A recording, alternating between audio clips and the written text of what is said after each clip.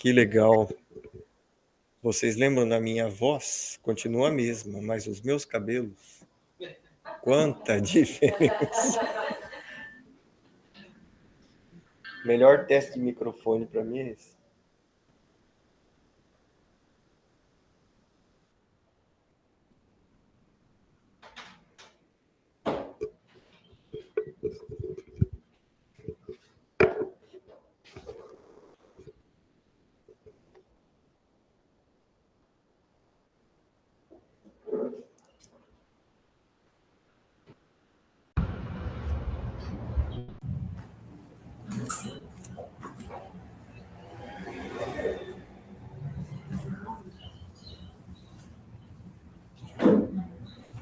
Soltou o cabo aí, José. Soltou? Ele é bem sensível. Voltou. Eu vou ficar seguro, né?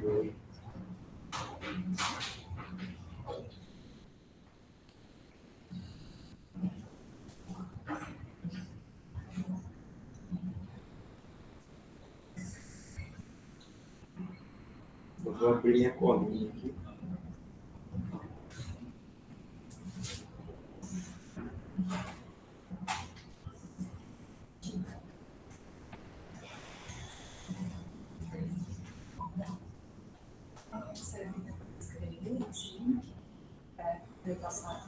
Sim, já te mando aí.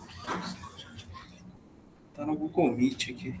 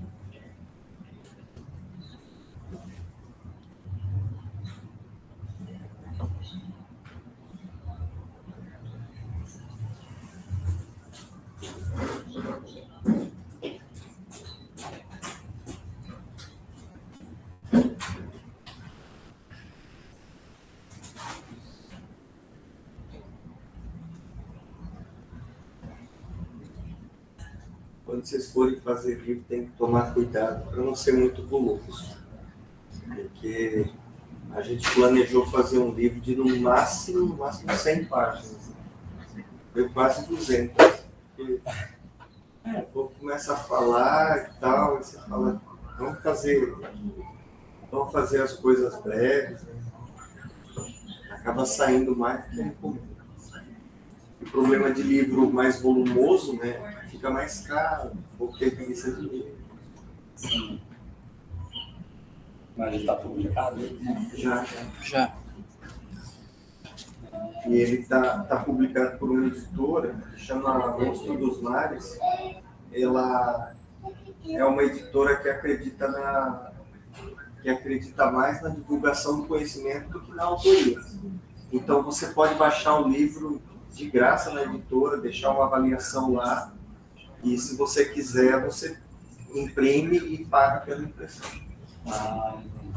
O que a editora precisava faturar é pago antes. Quem faz vaquinha, paga e tal. Porque hoje em dia uma editora pode gastar muito pouco. Né? Assim, antigamente, para você fazer um livro era muito mais caro. Agora não baixou. Então você paga antes e aí disponibiliza o livro de graça para os leitores. Para a gente que quer circular, é ótimo, né? Você imagina uma comunidade que baixa o livro, pode ler no celular, muito mais prático. Professor Marco, vou te apresentar, então. Por favor. Vamos lá. Que é o bom.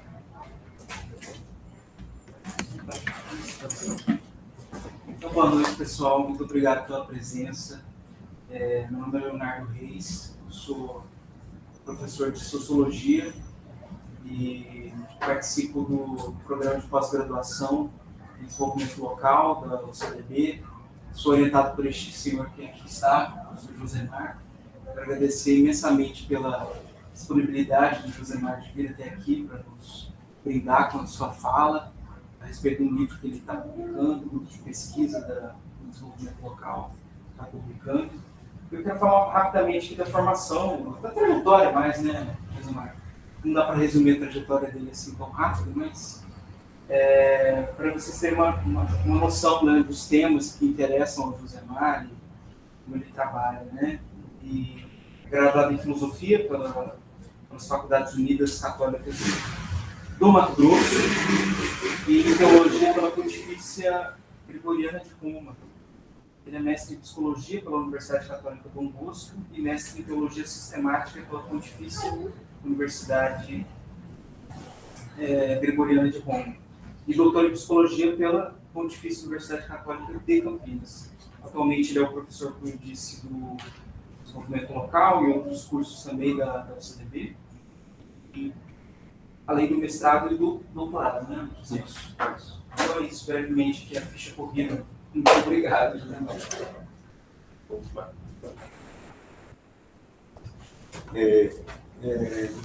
Muito legal para mim estar aqui, e é muito legal poder lançar um livro assim, que a gente produziu, tá pegando, né? Eu acho que o contato aqui deu uma caída. Perfeito. É muito legal poder lançar esse livro num lugar de memória, né? No Centro Raída, em Bonito, porque uma coisa que a gente escuta muito e que é uma mentira muito conveniente é que Mato Grosso do Sul não tem memória, não tem identidade. Mato Grosso do Sul tem identidade. A identidade de Mato Grosso do Sul é muito negada, muito silenciada. Tem milhares de anos de populações vivendo aqui, mas a gente conta a história do Mato Grosso do Sul como se tivesse começado em 1979. Eu sou cuiabano, a gente conta a história de Cuiabá como se tivesse 400 anos. Não tem 2.000 anos, né? Ou mais de 2.000 anos, porque antes de chegarem colonizadores portugueses no Brasil, o Brasil já era habitado. E essa é a nossa treta, né?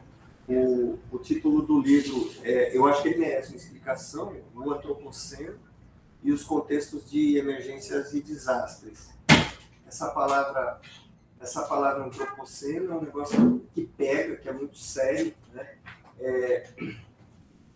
Existe um embate muito forte no mundo científico, né, ligado ao desenvolvimento, para construir uma história que seja global e que uma história, uma narrativa, uma concepção de mundo que seja global e que envolva todos os povos, né?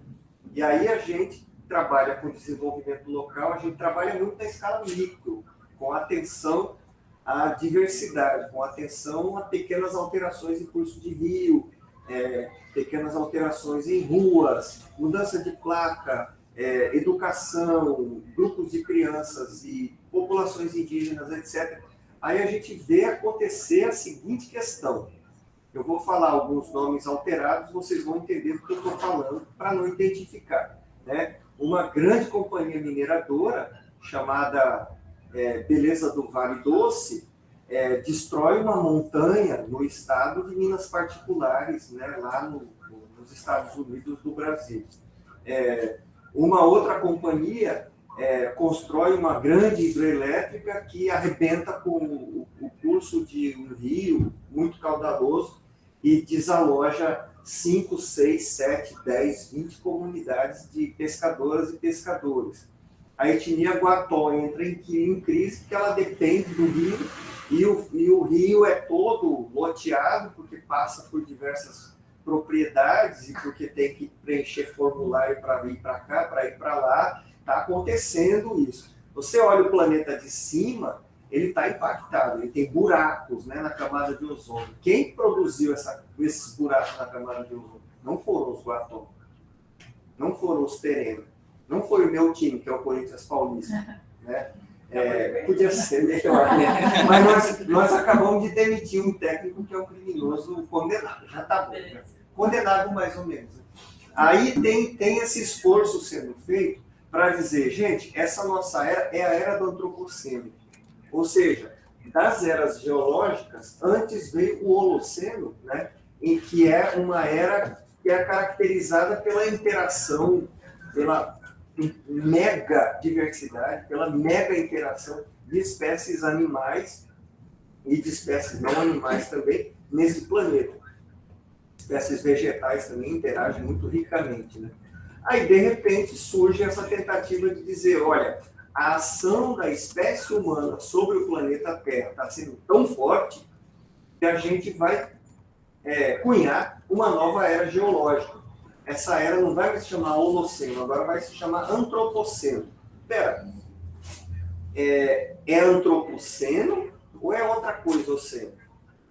Ou seja, nós estamos falando do impacto gerado pela espécie humana ou de uma particular opção de parte da espécie humana de arrebentar o planeta para desenvolvê-lo, tá? Para produzir desenvolvimento.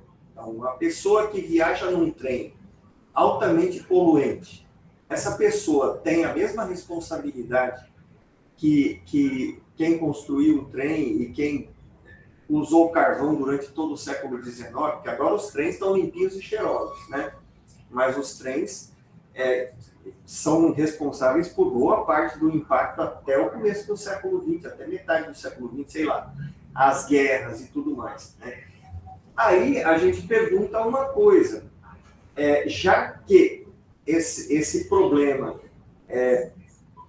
assim, falando português bem claro, todo mundo vai ter que pagar uma conta, sendo que não foi todo mundo que fez a conta, né? Aí a gente perguntou para diversas populações, para diversas possibilidades de ser, o que eles acham disso, né? Sobretudo interessava as populações indígenas, mas aí a chamada foi feita e veio vindo a contribuição de diversos aspectos. Aí veio a contribuição antirracista, veio a contribuição do mundo agrário, do mundo da agricultura familiar, da agroecologia, veio a contribuição, sei lá, da psicanálise, dos terreiros, porque tem uma menina aqui, a Naziane, que trabalhou com um livro do Luiz Eduardo Simas, que é pai de santo, doutor em antropologia ou história, não sei, sambista, o escambau, é um cara que está repensando o modo de pensar a partir de uma outra mentalidade, né? Então, a nossa questão é essa, escuta, o que a gente quer? A gente quer um discurso uniforme para falar do desenvolvimento como se todo mundo fosse igual, todo mundo pudesse ser investidor no mercado financeiro, todo mundo tivesse que ter o mesmo tipo de carro, ou a gente está falando da diversidade e da aceitação de modelos de existência, modelos de experiência humana, inclusive, sobretudo, que são mais ligados aos ciclos da Terra, do planeta, à preservação do ambiente, ao cultivo de uma espiritualidade ligada às matas, ligada às formas mais tradicionais de vida, né? Pensem que eu não estou usando a palavra primitivo, né? Porque para mim essa palavra, nesse campo, devia ser banida do nosso vocabulário. A gente entende hoje que as populações tradicionais e as populações mais ligadas aos processos ambientais, elas são muito mais sofisticadas do que muita gente que consome muita tecnologia e, né, qual que é a diferença entre uma pessoa que vive no campo plantando feijão e uma pessoa que vive plantando feijão e outras coisas e uma pessoa que vive no centro de uma cidade usando um iPhone e conversando com o ChatGPT? Qual delas é a mais progressista? A pessoa que usa o ChatGPT programa, porque a pessoa que cultiva o feijão planta. Um dos dois não sabe o que está fazendo.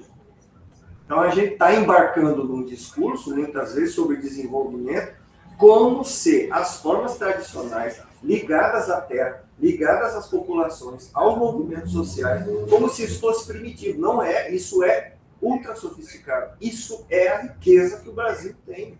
É a riqueza que a América Latina tem, né? Outros países da América Latina, às vezes, descobrem isso, né? Quando eles descobrem, sempre aparece um golpe do Estado, assim, do nada, E aí, não pode falar de política, tem que falar de outras coisas, né? Está muito polarizado. Não, é muito claro.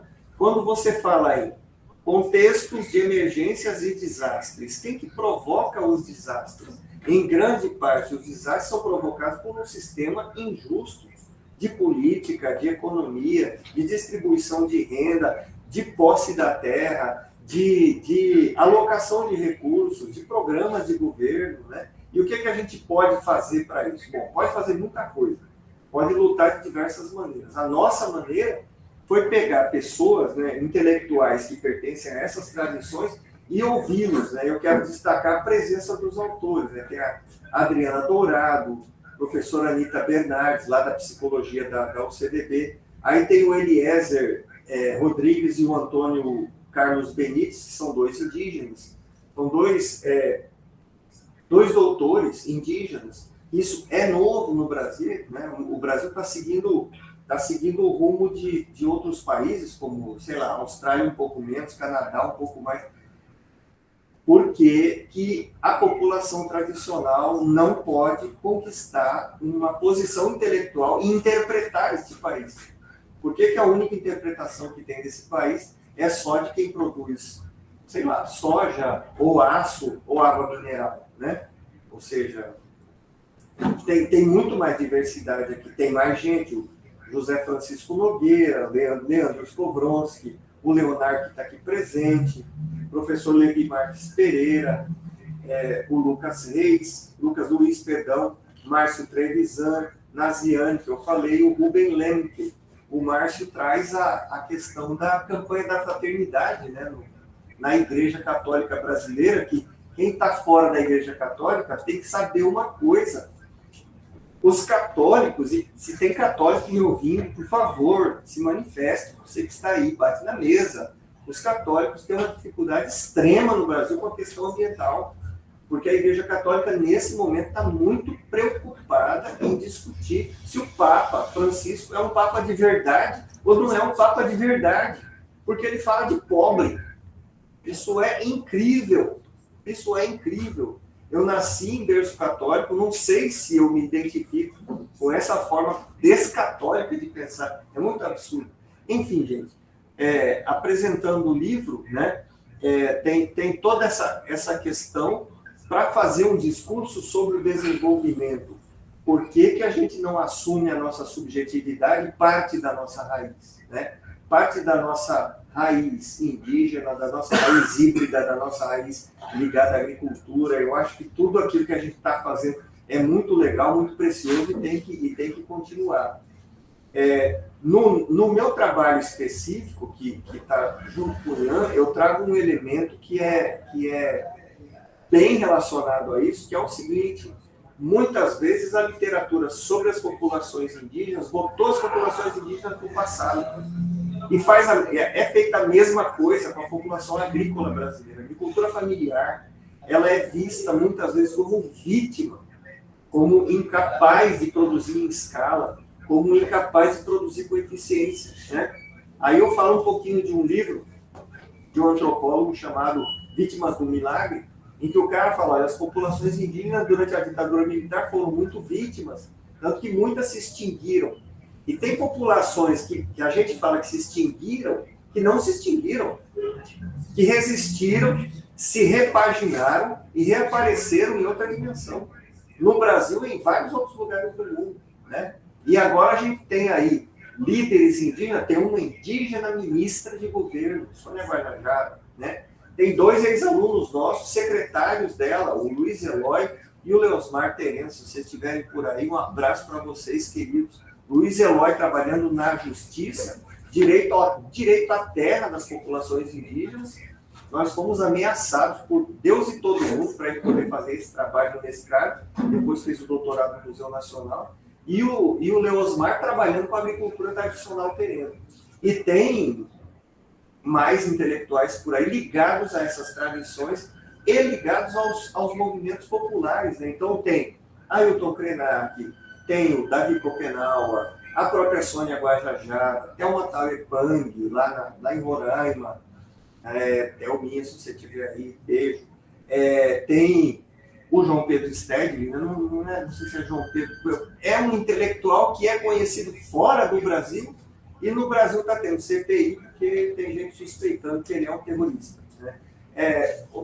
Está na hora da gente estudar esses modelos de pensar o Brasil e a gente não só se comprometer, mas fazer, sei lá, redes, né, em que a gente se conheça, em que a gente se abrace e que a gente possa produzir e viver com mais tranquilidade, né, com menos dificuldade, menos perseguição.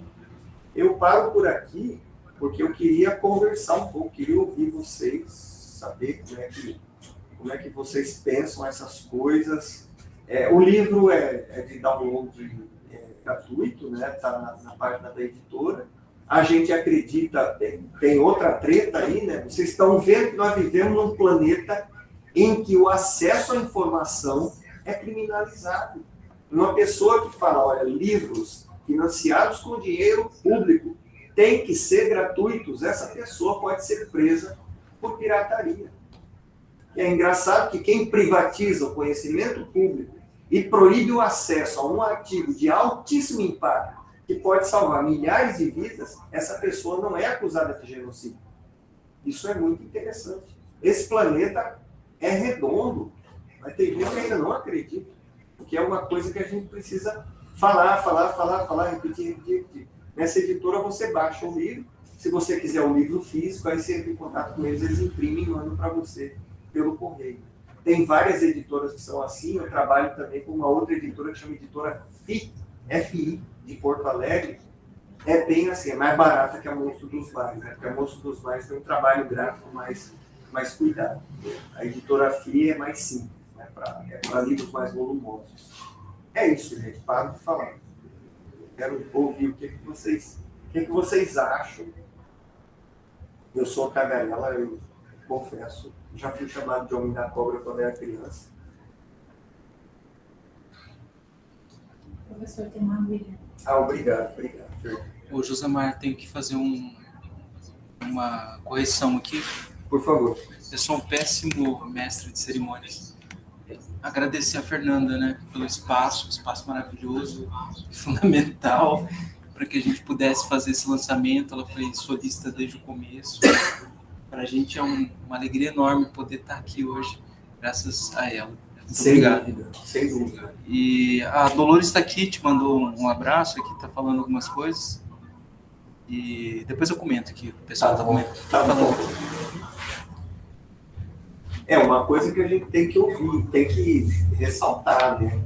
Aqui a gente é um grupo de pessoas, mas também está tendo um encontro institucional, né? Eu trago nas minhas costas, literalmente nas costas ao CDB, né? O Leonardo traz o Instituto Federal, traz toda uma militância pró-agricultura familiar, o MST e tal. A Fernanda, não é só a Fernanda é uma militante da memória numa cidade que tem todo um discurso de ecoturismo, mas tem uma tensão enorme entre diversos grupos de interesse, né?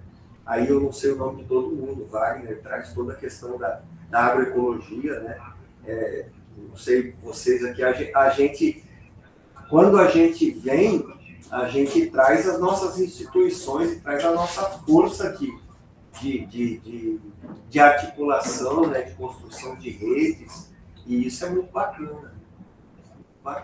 Eu estava pensando agora nesse tipo de evento, como ele é feito em universidades latino-americanas, porque antigamente a gente fazia encontros enormes, né? Agora você faz, em diversos lugares, você faz encontros com 5, 6 pessoas, mas essas pessoas, quando voltam, elas replicam a coisa e saem iniciativas, publicações e tudo mais. Gente, o microfone está aberto. Fernando. Por favor. Só mantém bem encaixado aí. Mantém mesmo, tá. Eu vou chegar com uma provocação. Uma verdade. Eu nasci na Suíça. Para mim, a Igreja Católica representa exatamente isso, porque ela matou muitos deles.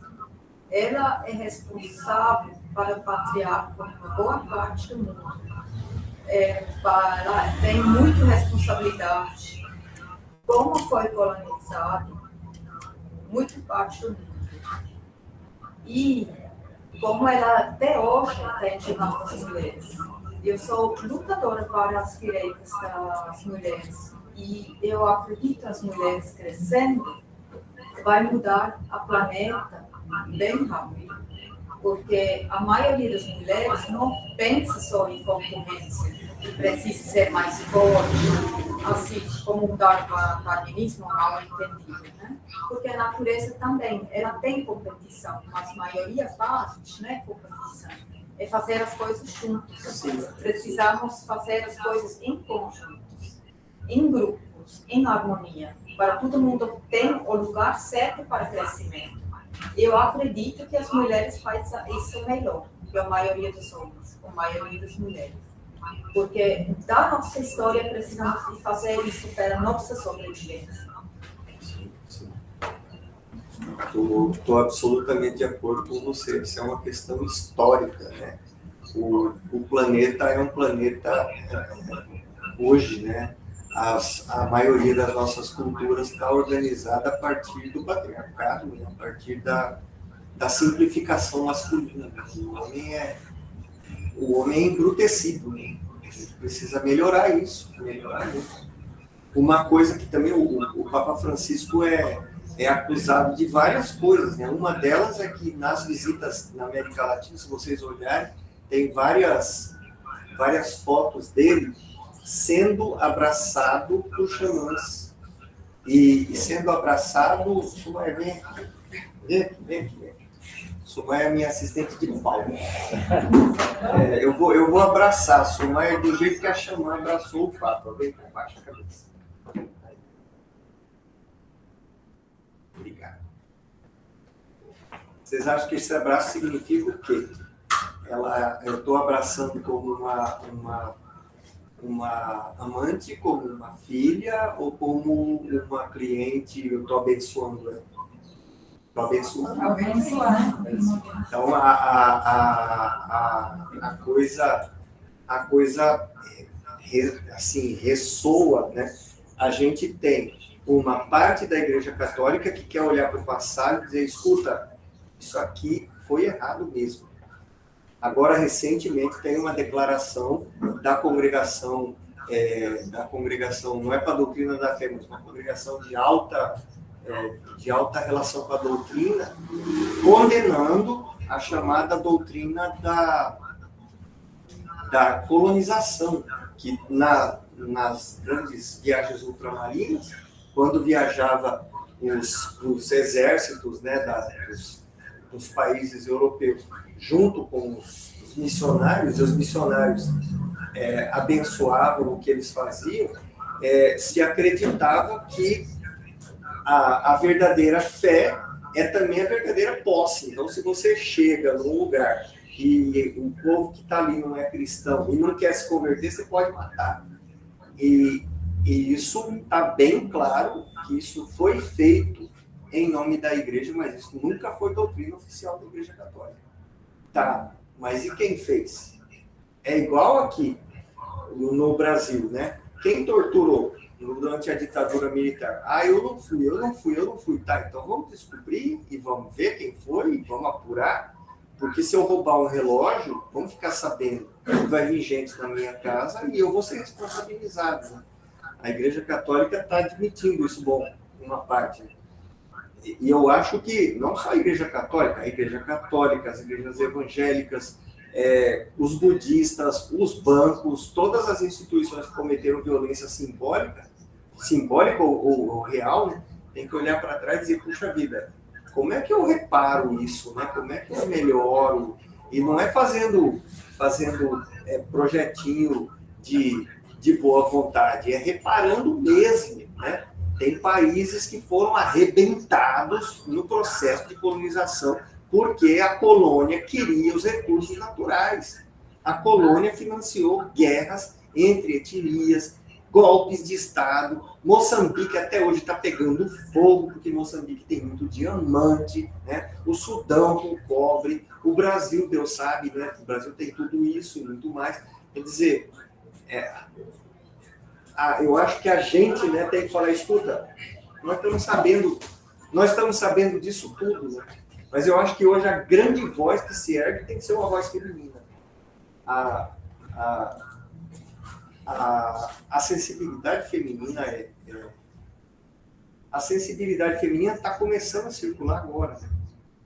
Eu acho ótimo quando tem homem falando assim, a mulher é isso, a mulher é aquilo, a mulher é aquilo outro. Não, a mulher está começando a aparecer, né? Ou estamos começando a tomar consciência de que a mulher sempre falou, sempre tinha o que dizer, mas a gente não estava pensando. A Sumaya trabalha com utopias femininas. E a história do pensamento utópico é muito interessante. Só tem macho. O inventor da utopia é um santo católico. Mas antes dele já tinha uma mulher que falava de condições utópicas, mas essa mulher não era bem uma utopia. Depois dele também teve, não, mas não é bem isso que a gente dá. Depois vem outro macho. Esse sim, esse é o... tá na cara que tem alguma coisa errada, né? Tá na cara que o técnico de um time de futebol não pode ser um estuprador. Não é? A gente demora para entender isso. Né? Demora. Homem é bicho meio besta, né? Claro que isso é uma brincadeira, mas também tem um fundo de verdade.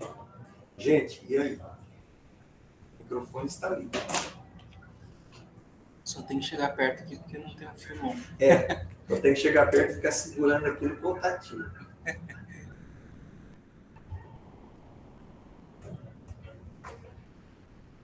Vamos falar um pouquinho, depois o Wagner vai falar também. Por favor. Eu ia te chamar mesmo. Bom, para mim é uma honra recebê-lo e através do Leonardo, da Gabi, né, poder ter vocês todos aqui nessa casa de memória. E quando o professor fala, para mim, assim, de alguma forma até conforta o meu coração, porque a gente fica numa cidade em que a gente percebe isso há muito tempo, Bonito e toda a região da Serra da Bodoquena, né, que nós somos muito mais que esse estoque, que esse grande galpão em que só tiram coisas daqui e não nos deixam dizer quem somos nós, né? Então, assim, essa casa ela tem 20 anos de história e desde o começo a gente sempre quis trazer os professores, os alunos. A gente quis sempre mostrar que Bonito é mais que só esse ecoturismo que só passa e muitas vezes não nos deixa nada, porque ele gera o emprego, ele gera renda, mas ele tirou muito da gente também. E isso sempre me incomodava muito. Então, assim, poder ouvir de alguém que estudou tanto, que tem toda essa simplicidade também para nos passar essa informação, e lembrar dos nossos indígenas que estavam aqui muito antes, né, de chegarem os colonizadores, nos conforta também, sabe? Então, eu agradeço muito pela oportunidade de estar aqui recebendo você, né? E é isso. Imagina, eu que agradeço.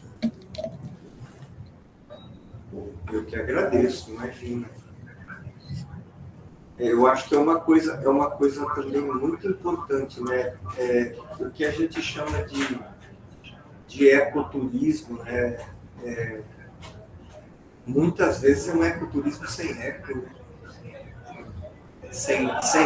Eco de contemplação de lugares bonitos, né?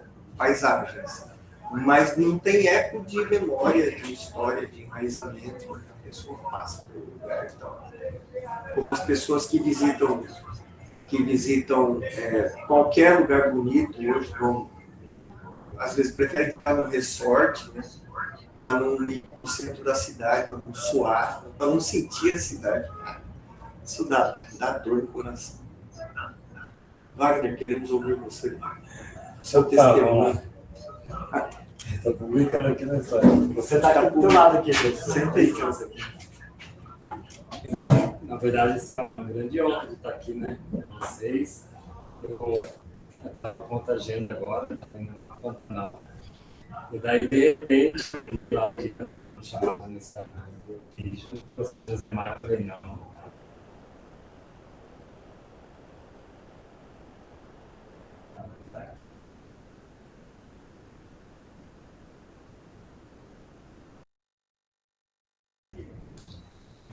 Então, foi minha grande honra ganhar meu, assim, considero amigo da juventude. Vai ser lançado. Chamado Ser ou Ter. Eu estava lá no papel do ambientalista, fazendo a provocação na sociedade, né? Um amigo virou para mim e disse, mas você não tem cara de não. Mas, enfim. Mas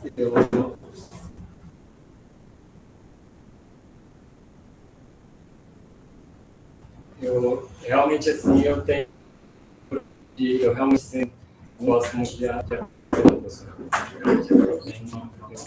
Às vezes eu impulso mesmo algo dentro essa provocação na sociedade, né, no capitalista.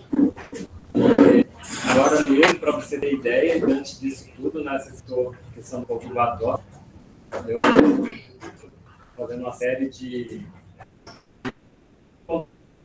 chamando, convocando a sociedade mundial, na verdade, né, a respeito dessa questão do Pantanal. Nós temos 24 deputados iguais, 22 provavelmente são muito certos de que as fortes sensíveis. O Pantanal, todos conhecem que é um patrimônio da humanidade, né?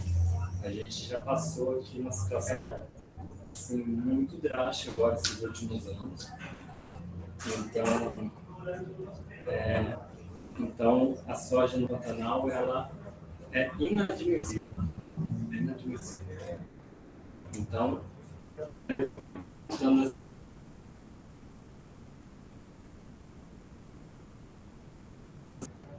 temos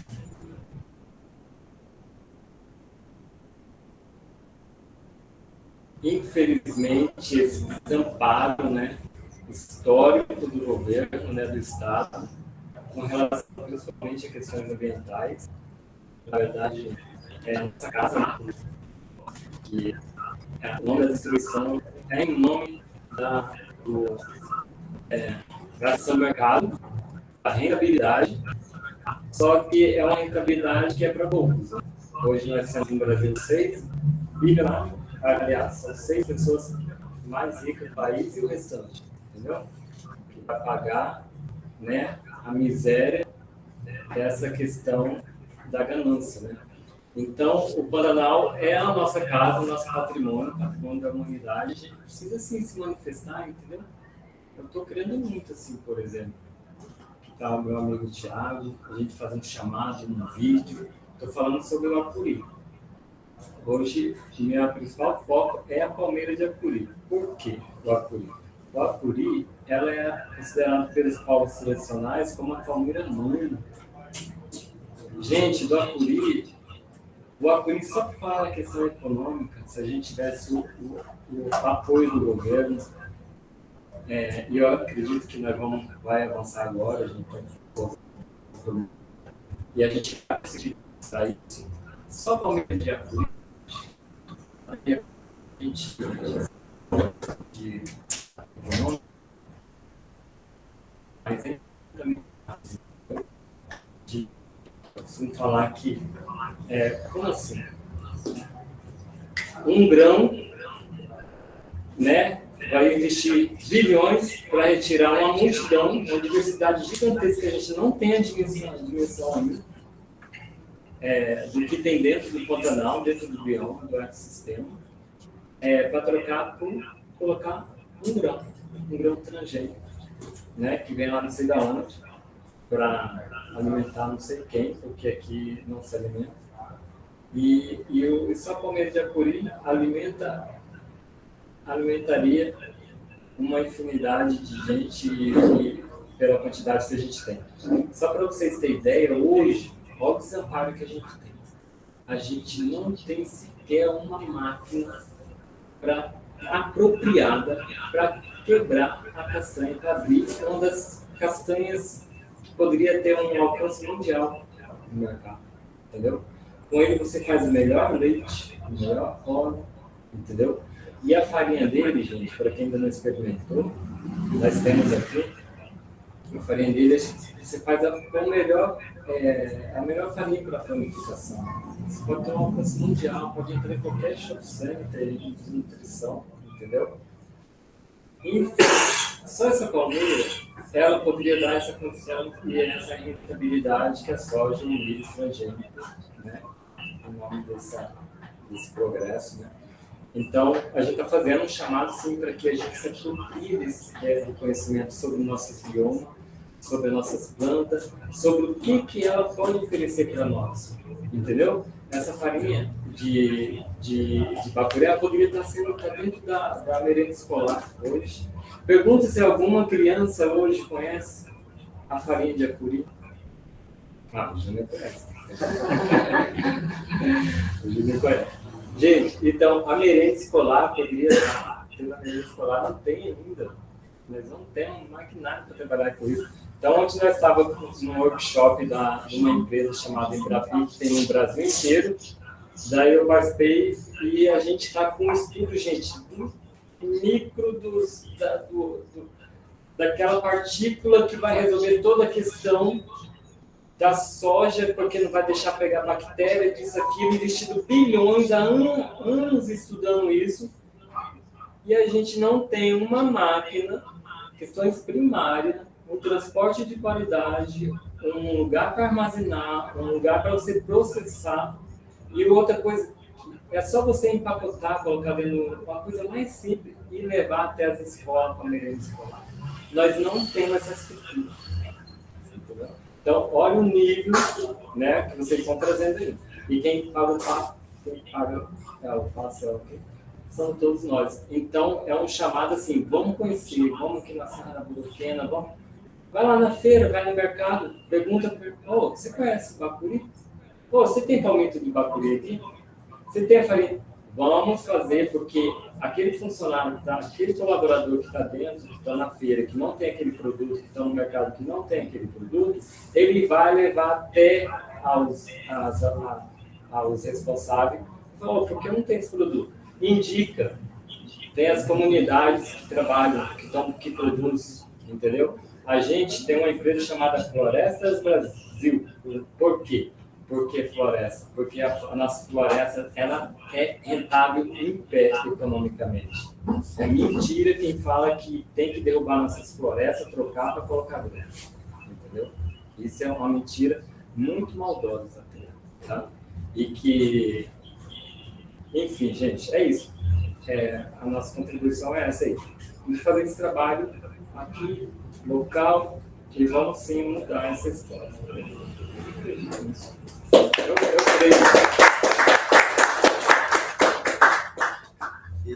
Que eu acho que é uma coisa muito importante que a gente tem que ouvir é a voz da floresta, né? É a voz da floresta. E tem que ver uma coisa, o Wagner é mais moderno do que a Bunge. Qual que é o problema? Tem países, por exemplo, na Europa que estão descobrindo isso e que estão indo muito melhor economicamente quando trabalham nessa dimensão. Porque você explorar uma coisa que é diversa para uniformizá-la, você mais destrói do que produz qualquer coisa. Teve uma época que a medicina tentava combater as bactérias no corpo humano e até a medicina perceber que isso foi errado, teve muito erro que foi cometido. E tem muita bactéria que faz bem. Uma porcaria que foi feita foi o combate à amamentação. A amamentação expõe a criança à sujeira, ao pó, aí o seio da mulher vai deteriorar, não sei o que, aí o câncer de mama vai lá para cima. O que está acontecendo? Está acontecendo, a mulher tem a criança, aí ela tem todo um processo de lactação, aí aquilo produz intoxicação e vai produz tumor. Quem que está por detrás disso? Uma grande empresa que quer uniformizar uma coisa que não é uniformizada, porque cada mulher produz um leite na medida do que a criança precisa, né? E não, mas esse leite que vem do laboratório é melhor que o leite da sua mãe. Da minha não. Rapaz. E essa é a grande questão que a gente vê. vira e mexe, aparece alguém tentando uniformizar uma coisa que é diversa. Né? Antes dessa treta toda com a soja no Pantanal, teve a treta das pequenas centrais hidrelétricas. Né? Mais de 100 pequenas. Pequena é a minha casa. E da cana também, né? É uma monocultura para reduzir a biodiversidade do Pantanal, sendo que a mega diversidade do Pantanal é a grande riqueza do Pantanal. E é um sistema super frágil. Se você jogar veneno lá, a gente nem tem como calcular o que vai acontecer. As pequenas centrais hidrelétricas, elas alteram o regime da água, né? Elas alteram o fluxo da água e a temperatura da água. Isso mata milhões de peixes. Aí o que acontece? Desestrutura tudo. Né? Quando começa a desestruturar o turismo, aí começa a ver. Porque o turismo tem bastante gente que denuncia. Mas as populações ribeirinhas já sofreram. Eu estudei uma população ribeirinha que foi mudada de lado do rio, tiraram daqui, botaram 300 famílias. Uma beleza. A nossa grande questão com esse livro é esse movimento que o Wagner faz espontaneamente, que o Tiago também faz espontaneamente. Espontaneamente não, depois de muito crescimento espiritual, né? E a voz da floresta? Quem fala pela floresta? Né? Quem fala pelo rio? Porque todo mundo quer colonizar o rio, todo mundo quer aumentar o volume de peixes, mas e o rio? Quem fala pelo rio? Hoje está acontecendo, provavelmente, alguma espécie se extingue no planeta, por causa da nossa colonização sem freio.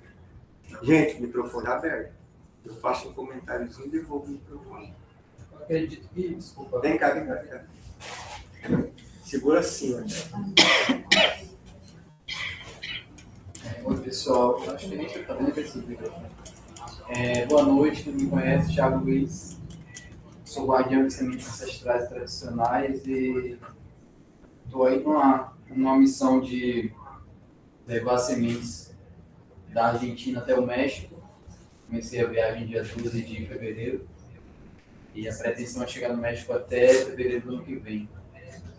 E assim, no caminho, pedalando, que até agora foram 1.300 quilômetros só no pedal, e o que eu tenho visto é a maior parte de monocultura de soja. Já tinha uma noção disso, do que é monocultura de soja, principalmente nos estados de Mato Grosso e Mato Grosso do Sul. As extensões são muito grandes. Eu não tenho esperança de que, através da valorização da biodiversidade local, a gente vai conseguir frear a soja, frear o milho. Não acredito que, se todas as pessoas se conscientizarem dos benefícios, das vantagens, não só da agroecologia, da agrofloresta, a gente vai conseguir reverter esse cenário que a gente hoje está enfrentando. Eu acho que a única forma de reverter é através de política pública, através da criminalização desse processo, não só do desmatamento, mas da própria introdução dos transgênicos, porque o Peru consegue combater dessa forma, o México consegue combater dessa forma, e são os países que têm uma das maiores biodiversidades e soberania alimentar do mundo. Então, como que o México e como que o Peru conseguem flexibilizar a chegada de transgênicos no país? Não só fortalecendo as sementes ancestrais tradicionais, mas também sendo mais duros, mais rigorosos nesse tipo de reivindicação de que o transgênico ele não vai somente contra os processos naturais da floresta, da sucessão ecológica, da biodiversidade, mas os transgênicos eles vão contra ao nosso maior bem em relação à questão da nossa segurança alimentar, que é a soberania. Porque segurança alimentar é a gente ter o alimento. Hoje nós todos que estamos aqui, nós temos segurança alimentar. A gente tem segurança alimentar porque a gente vai chegar aqui do lado e a gente não se preocupou de comprar o alface, o tomate, a carne, o pão, o queijo, o que seja, porque outras pessoas já fizeram isso para a gente vai comer um hambúrguer, vai comer uma pizza, a gente vai na sorveteria, a gente tem segurança para ter o alimento, a gente sabe que aqui a gente tem acesso, a gente está na cidade, a gente tem mercados, a gente tem toda essa estrutura. Mas a soberania é cada um de nós irmos para casa encontrarmos tudo aquilo que a gente poderia comprar, mas a gente tem em uma produção pequenininha, tem o nosso tomatinho, tem a nossa berinjela, a nossa melancia, a nossa alface, a nossa couve. Então, isso é ter a soberania. Aí, quando a gente pensa em uma pessoa com soberania, é a pessoa que produz. Quando a gente pensa em um município, em um estado com soberania, é o município que produz, o estado que produz o meio para ser autossuficiente. É claro que a gente não é autossuficiente no geral, e a gente nunca vai ser, porque a gente vai depender sempre de mecanismos para ampliar a nossa produção, da máquina, da ferramenta, do ferro, né, e de toda uma organização que dá para a gente um suporte para ter aquilo que a gente precisa para ampliar a produção, para escalar também, para crescer. Agora, quando a gente fala de um sistema que já está implantado, que ele já é seguro para si mesmo, e ele já é soberano para si mesmo, a gente não está falando de empresas que estão começando agora, a gente está falando de empresas bilionárias que já estão nesse controle desse poder já há muitos anos. E essas empresas elas não vão querer largar esse osso assim. Não é assim que vai acontecer. A gente pode gritar, fazer caminhadas espaciais, a gente pode levantar bandeiras, não vai acontecer desse jeito. A revolução, e ela está acontecendo, ela não vai acontecer, ela já começou, ela é agroflorestal. Ela vem sendo feita por pessoas que estão plantando florestas em pequena, média e larga escala. Dá para fazer isso no quintal de casa, no vasinho de planta, dá para a gente fazer isso na rua, no bairro, na cidade. Agora, é um processo também um pouco paradigmático que envolve muito desapego. Muitas vezes a gente tem medo de perder, e por ter medo de perder, a gente planta pouco. A gente planta pouco tomate porque a gente tem medo do tomate não vingar, não crescer, não se desenvolver.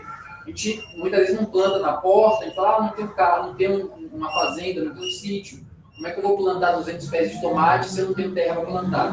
E aí vem a questão paradigmática. Hoje, o maior movimento que luta pela retomada da terra, e que não é um movimento totalmente revolucionário, porque busca apenas um direito democrático de uso e ocupação do solo para uma finalidade sustentável e social, é o MST, o Movimento dos Trabalhadores Sem Terra. São os únicos que conseguem bater de frente com o sistema e chegar lá na terra de alguém que herdou de um tataravô, desde o período das capitanias hereditárias, e chegar em um latifúndio de 10 mil hectares, 20 mil hectares, como é o caso da fazenda do Ratinho, por exemplo, que é um dos maiores latifundiários do país, e chegar nesse lugar e falar assim, não, a gente veio aqui para reivindicar o direito de terra, a gente está vendo que são milhares de hectares para uma família, né, é um viajando para Orlando todos os anos, para Disney, enquanto centenas estão passando fome. E não tem o que... A gente vê que o problema, na verdade, não é o ser humano. O problema é a ausência dele. Né? Onde eu vi ser humano na estrada, eu vi abacate, manga, eu vi frutas, vi água, plantas medicinais. Agora, onde não tem o ser humano, aí tem escassez, aí tem mais a máquina, aí tem um sistema que não é humano, é anti-humano. Ele afasta e distancia. Então, eu acredito que essa revolução, ela já está acontecendo, que é a revolução agroflorestal, ela começa a partir da iniciativa individual. E a iniciativa individual, ela mobiliza a iniciativa coletiva.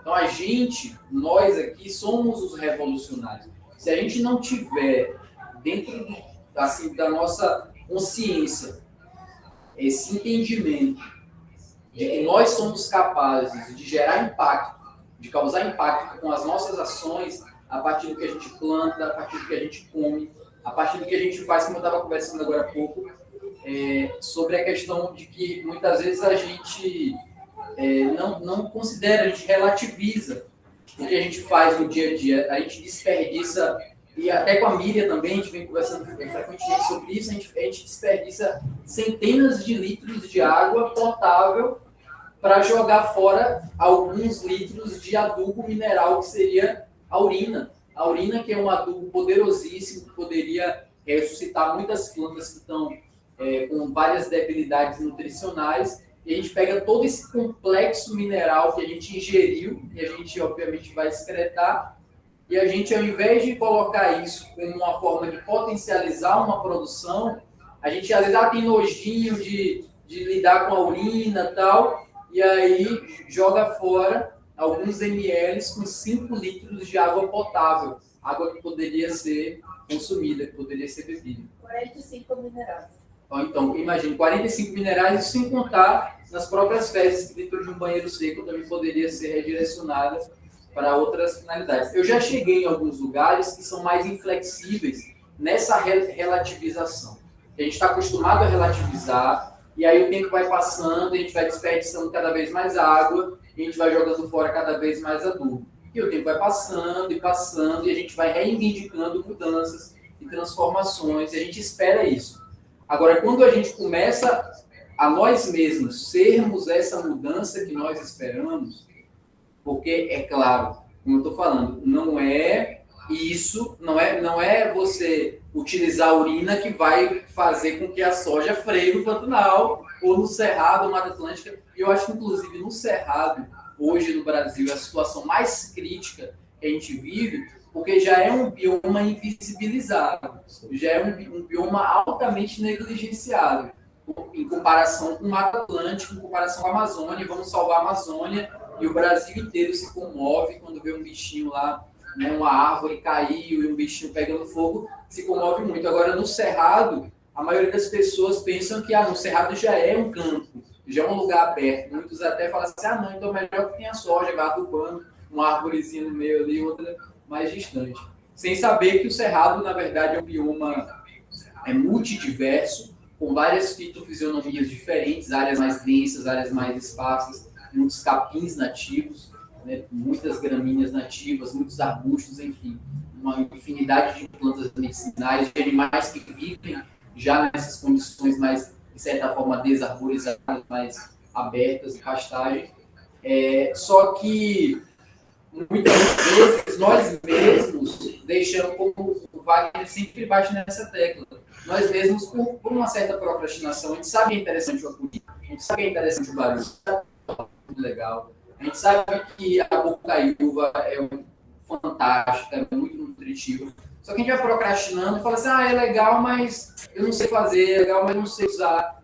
Depende muito dessa questão individual, não depende muito de somente as escolas virem e trazerem esse conhecimento, e as universidades trazem artigos, e isso é muito importante e indispensável. Porém, eu acho que nós, como indivíduos, né, como seres sapientes, temos consciência do que a gente deve fazer, podendo utilizar um sistema que consiga conectar todas essas informações, todos esses conhecimentos, de forma prática, de forma funcional, a gente vai conseguir gerar muito mais impacto e causar realmente uma diferença que a gente espera no meio. E esse meio é dentro de casa, com os nossos vizinhos, com a nossa rua, ampliando para o bairro, para a cidade, para o estado, para o país. Eu acho que esse sistema, e eu sou um defensor assim, profundo dessa tecnologia, é a permacultura. Eu acho que através da permacultura a gente consegue conectar todos esses pontos.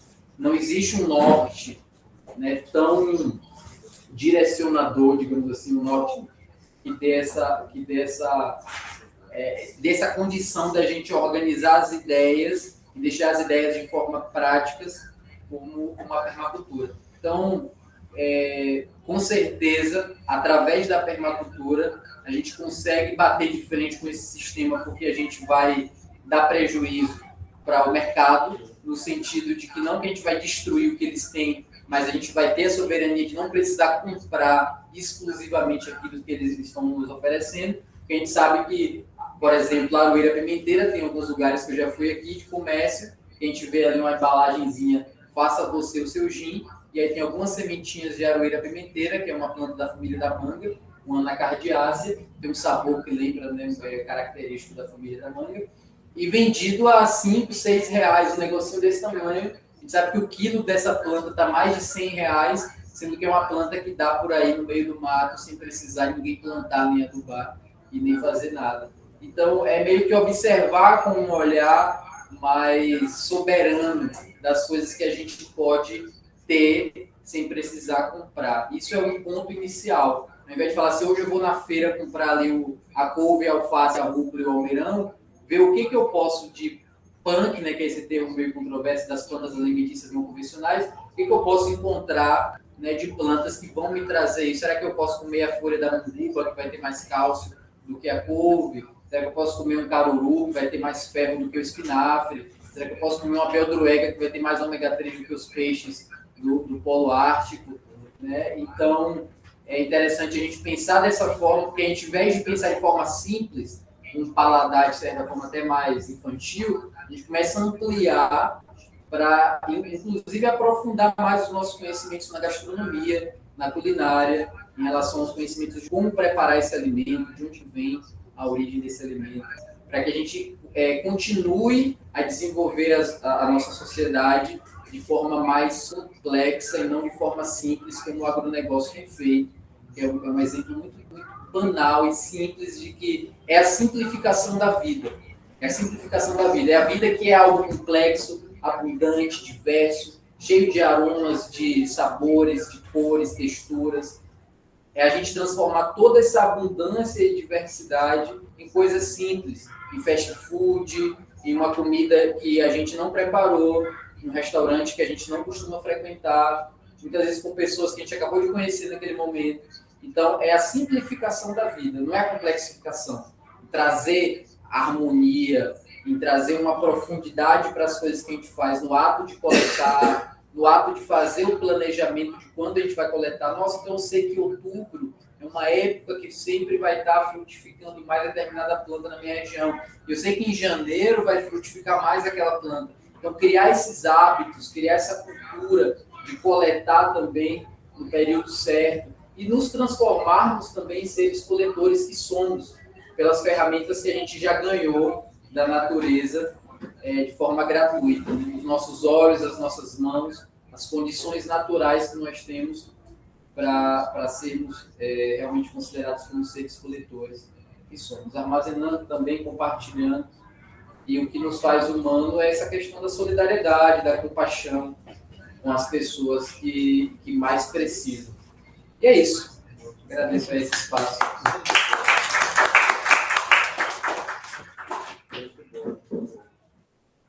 É uma coisa que você traz que é muito importante, né? A conquista de um modelo de desenvolvimento que seja para todos, ela envolve diversas escalas, né? E você tem que convencer, tem que ter a iniciativa individual, ao mesmo tempo tem que ter a luta social, tem que ter a decisão pública, tem que ter a criminalização do que é crime, né? Envenenar rio é crime, né? E tem que ser criminalizado, tem que ser tratado sem nenhuma tolerância, né? Claro, com o devido processo legal, porque ninguém aqui é fascista, ninguém aqui defende a pena de morte, mas a pena de morte para o planeta, né? Quem que tá defendendo o planeta da pena de morte? Gente, não sei se mais alguém quer falar, essa manifestar, por favor. Eu estou achando um privilégio todas as falas de vocês. Bom, licença, não sou tão intelectual quanto vocês, mas gostaria de falar um pouquinho, né? Não sou tão estudado na área igual o nosso amigo que acabou de falar aí também. E meus parabéns, gostei bastante de estar ouvindo. Obrigado, Wagner, pelo convite, por estar vindo aqui. Estou gostando bastante de tudo que eu estou escutando aqui. Tem uma propriedade, família, né? Eu não, minha propriedade é do meu pai, mas é família. O Corguinho, o nome de Vale do Bugio, que a gente preserva ela desde 2000, então já tem 23 anos preservada e intacta, fora o tempo que já estava parada. Então tem muito acuri, tem muitos animais, tem onça, tem vários outros tipos de animais que eu já vi. Uma vez eu estava andando, vi queixada, correu atrás de mim, que subiu em cima da árvore, porque eles estavam querendo judiar. Mas, gente, é o seguinte. Isso, e lá tem o gavião também, o gavião de penacho. Gavião de penacho. Isso, eu acho que esse ano, se Deus quiser, vai nascer mais filhotes. Que é um dos poucos lugares no Brasil, eu acredito nisso, não tenho certeza se eu estou falando correto, que ela reproduz desde quando a gente comprou a propriedade, lá nessa propriedade, né? Desde 2000. Então, acho que o pessoal de Bonito conhece bastante, Daniel de Granville, foi lá, fotografou bastante, sabe? Bastante foto ele tirou. Mas eu gostaria de falar o seguinte, eu concordo plenamente, eu acho que o Pantanal não deve ser tocado. O Pantanal é um local que, no meu ponto de vista, é sagrado. Então, não pode entrar soja. Tem muito lugar para expandir para entrar soja. Eu considero a soja uma praga, uma coisa que, certo ponto, é uma praga, sim, se você for olhar. Mas, certo ponto, ela tem que existir, mas tem que ser controlada. Esse é o meu ponto de vista. Gente, o que eu estou falando aqui é o seguinte, eu tenho uma opinião formada. Não quer dizer que eu não possa mudar a minha opinião, escutando todo mundo. Mas, se eu falar, vamos ver se ele me dá um pouco, mas, certo ponto, eu considero essa soja uma praga, porque eu acho que local, mas tem que ser controlada também pelos órgãos ambientais. Hoje em dia nós temos drones, nós podemos estar fiscalizando. Eu sou da primeira turma de formação guarda-parque que teve no Brasil. Então, eu fiz pela Fundação do Meio Ambiente e Fundação Boticária de formação de guarda-parque. Foi feito lá onde foi gravada essa novela Pantanal. Então, eu fiz lá nessa propriedade esse curso, com várias outras pessoas. Eu acho que a soja tem que ser controlada onde ela vai. Ela não pode se alastrar, não pode chegar onde bem entender. Local de nascente tem que ser preservado. Local eu acho que sementes importantes, igual o Wagner faz o trabalho dele, que é o Baru, Bacuri, Bocaiúva, entre outras, Jatobá, e eu gosto bastante de Jatobá, né? É muito bom. Eu acho que deveria ser controlado pelos órgãos ambientais, porque se não controlar, bonito só é bonito por causa das águas. Querendo ou não. Não sei se eu estou falando alguma besteira brasileira, mas o nome se fez bonito por causa das águas. Pode ter outras coisas, não tenho dúvida que deva ter outras coisas. Mas se continuar desfreadamente essa plantação de soja que está se alastrando em bonito, nessa região, vai acontecer igual aconteceu uma época lá na nossa propriedade, que desmataram e soreou muito. Então, os moradores daqui, eu digo nós, a população em si também, nós temos obrigação de cuidar desse negócio, mas os nossos governantes, nós temos que saber escolher também quem nós vamos colocar no poder, porque muitos deles visam o salário que eles ganham, dinheiro e poder. Eles não visam meio ambiente, sendo que tudo gira em torno do meio ambiente. Nós temos que correr muito atrás disso. É outra coisa que eu concordo com o que o nosso amigo falou ali também, em algumas partes, e discordo. Não quer dizer que eu não possa mudar a minha ideia. Então, é porque eu fiquei 12 anos afastado do Mato Grosso do Sul. Eu era bastante envolvido com o meio ambiente, afastei 12 anos. Agora que eu estou retornando de novo e pretendo voltar, e eu sou bastante apaixonado pelo meio ambiente, pela natureza. Uma coisa, por exemplo, que ele falou, de um proprietário que tem 10 mil hectares, o MST, e querer invadir uma propriedade para poder produzir. Concordo em partes, porque eu conheço muitas propriedades do MST aqui que foram ganhar terra, que eles estão vendendo as terras que eles ganharam. Tem muitas coisas que ele ganha. Então, a gente tem que ver, eu acho que tem que ter uma fiscalização nesse negócio para não acontecer ser uma moeda de troca. Eu vou invadir terra, vou ganhar, depois de um tempo eu vendo. Igual muita casa. Aqui também é um dos estados mais jovens do Brasil. Não, mas em qualquer lugar tem isso. Qualquer lugar que você for no Brasil, isso que eu estou falando vai ter. Eu passei por vários estados do Brasil, então todos os lugares vai ter esse negócio de troca que estão fazendo isso. No meu ponto de vista é uma palhaçada. E questão de soja também, entrando nessa parte de novo, questão de nascentes, florestas, eu acho que não deveria abranger, mas eu sou a favor de um proprietário, por exemplo, vamos supor que colocasse 10 proprietários aqui nesse local, que tem, vamos por 500 hectares ou 1.000 hectares. Se no local dele não tem uma nascente, não tem uma floresta, não vai prejudicar, embora a soja já entra, de qualquer forma que ela entrar, ela vai prejudicar, não tem o que fazer. Vai desmatar, vai sorear, eles valetam nascente, eles não estão nem aí, eles visam que eles são muito capitalistas, as pessoas que estão nessa parte. Mas, deixa eu voltar ali de raciocínio, que às vezes eu vou falando e acabo esquecendo. Mas tem que ser muito visto a questão disso, porque as pessoas, por exemplo, se eu tenho 1.000 hectares, você tem 1.000, colocar 10 pessoas, as pessoas que derem para produzir, não tem problema nenhum fazer um contrato de 10 anos e a pessoa produzir, vai fazer um contrato, não vai ser eu que vou mexer, ela vai arrendar a propriedade, porque eu conheço algumas propriedades que são feito isso. Embora as que eu conheço, todas passam rio, todas passam nascente, todas têm florestas. Então, prejudica muito quando vai ter eu não sei nome nenhum de esses inseticidas que passam na floresta. Eu sei que, como eu gosto de meio ambiente, conheço, mata toda abelha, mata todo... então, de qualquer forma, pode ser que eu esteja errado aqui, mas toda flor precisa de polinização para poder produzir. Então, quando se mata a abelha daquele local, automaticamente tem menos produção de qualquer produto que seja. Então, meu ponto de vista dessa parte eles são um pouco ignorantes também nessa parte de usar certos inseticidas. Tem algumas produções lá no Nordeste, só para vocês terem noção, que eles fazem abelhas migratórias. Eles coletam, à noite eles fecham as caixas das abelhas e levam para a plantação de melão, algumas séries de outras coisas lá, para aumenta 30% a produção de qualquer que seja a plantação.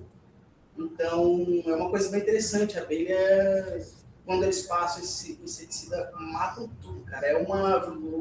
Um amigo meu tinha umas 300 caixas de abelha perto de uma plantação. Não era plantação, foi alastrando, aí passou tudo. As 300 caixas ele perdeu. Outra coisa, eu não vou nem citar nome, mas tem um local que eu conheço que é perto de Campo Grande. O pessoal tem umas propriedades do lado, cara. Que propriedades lindas. Depois vou mandar para você conhecer também. E tem uma série de cachoeiras lindas, lindas, lindas mesmo.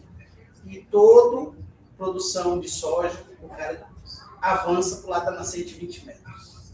Todo ano mata 20 metros da nascente.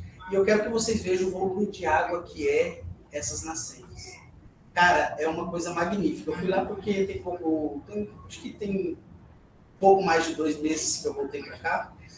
E estou conhecendo algumas propriedades por eu mexer com lagos e piscinas naturais, né? Então, estão me chamando para poder ver a viabilidade desses lagos e piscinas na propriedade.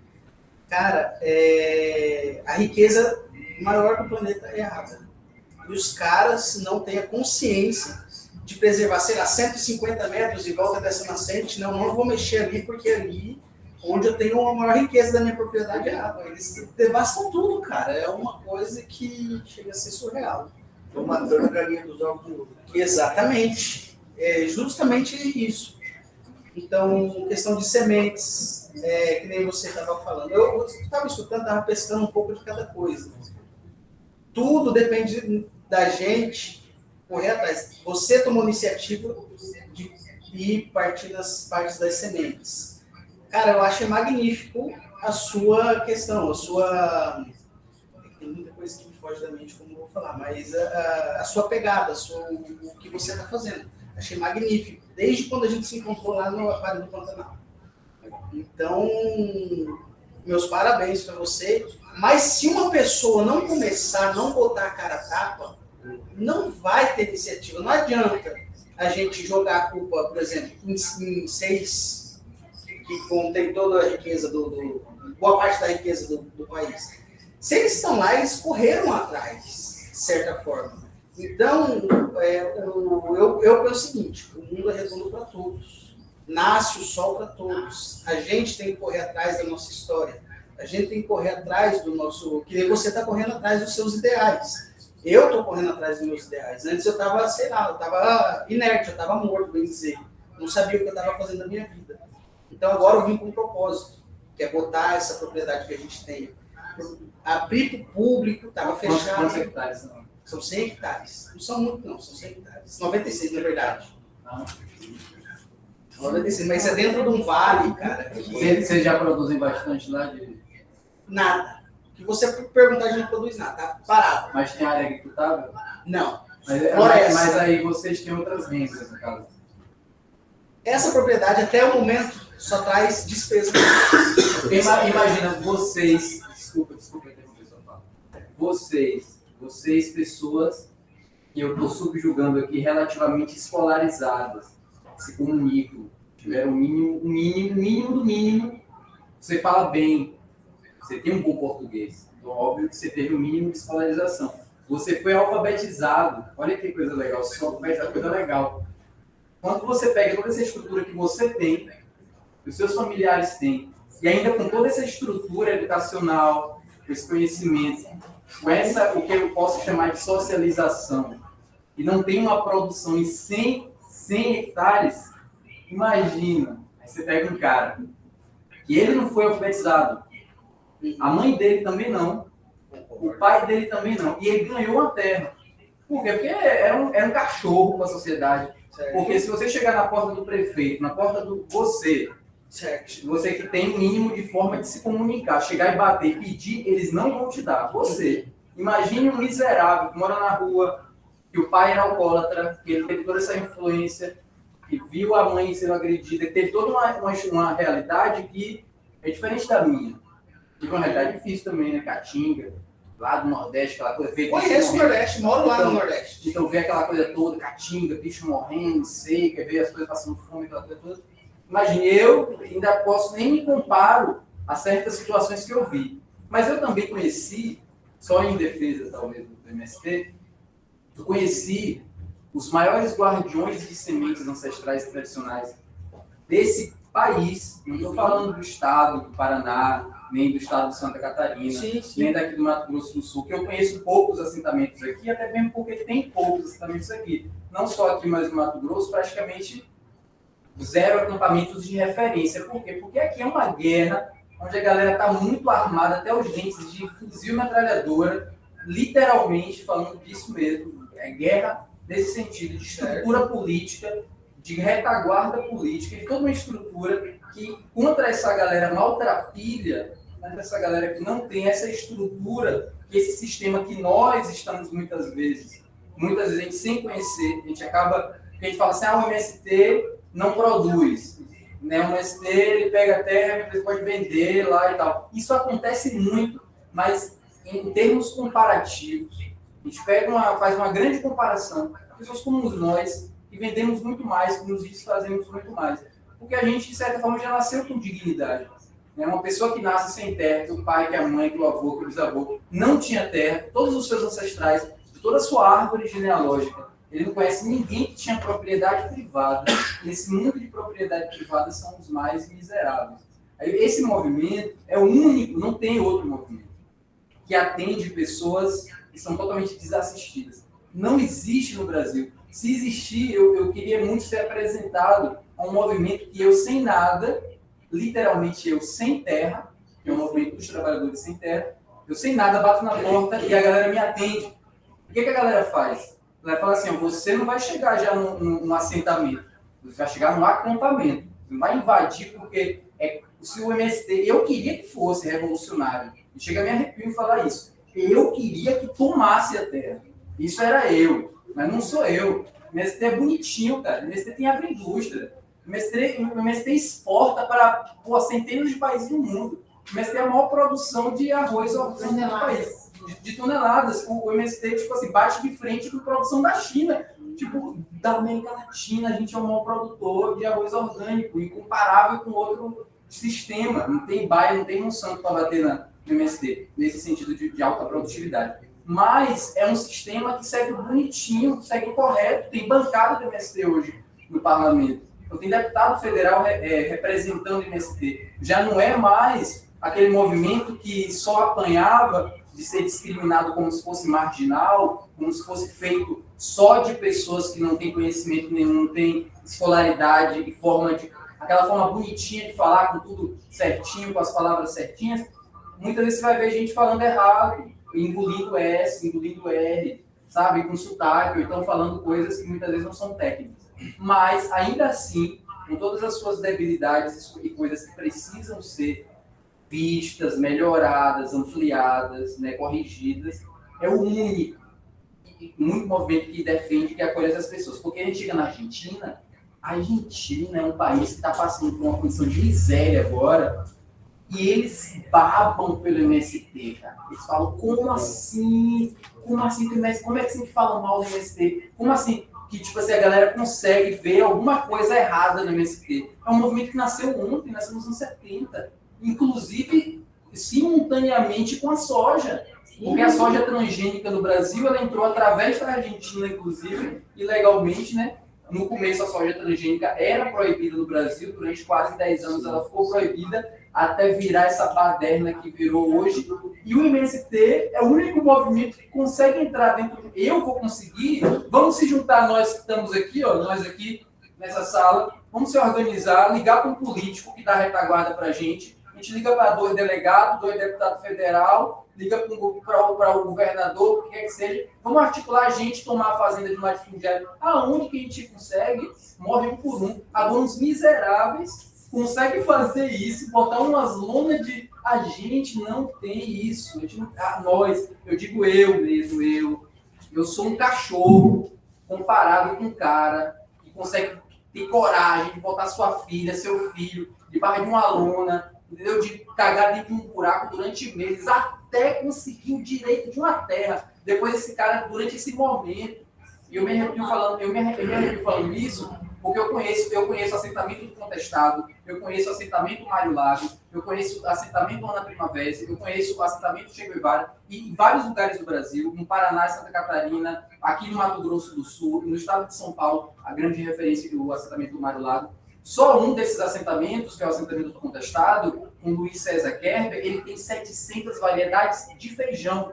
700 variedades só de feijão, fora milhos, fora mais de 100 variedades de milho. Eu tive o prazer de trazer quilos e mais quilos do Peru, da Bolívia, várias vezes compartilhar com ele tomates e sementes que vieram da Europa e tudo, e compartilhar com ele. Porque, para mim, é o maior investimento que eu faço. Ele está lá mais de 20 anos produzindo dentro de um assentamento que hoje é referência, que hoje tem agroindústria, e aí essa questão realmente tem de conhecer. E quanto mais a gente conhece, mais a gente vê que esses casos de pessoas que pegam a terra e vendem são casos isolados. Como o caso, por exemplo, dos indígenas, um indígena que bate na mulher. Isso acontece, óbvio. Isso acontece na nossa sociedade.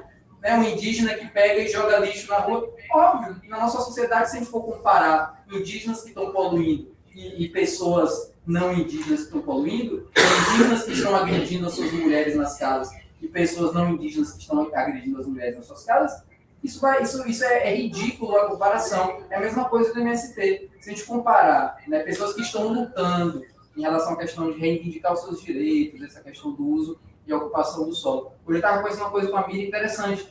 A gente vai passar por um processo nesse planeta de entender que a Terra não nos pertence. Propriedade privada, a gente tem que superar isso. A gente tem que superar essa coisa de a terra é minha. Nunca vai ser.